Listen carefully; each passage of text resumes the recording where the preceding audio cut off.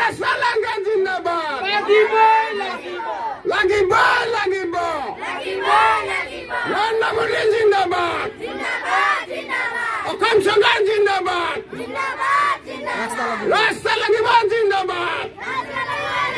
নৰেন্দ্ৰ মোদী চৰকাৰে জলজাৰি বাৰামুখীয়া ৰাস্তাটো সংযোগে পকীকৰণ কৰি দিব লাগে জিন্দাবাদ জিন্দাবাদ জিন্দাবাদ জিন্দাবাদ জিন্দাবাদ অসম চৰকাৰ জিন্দাবাদ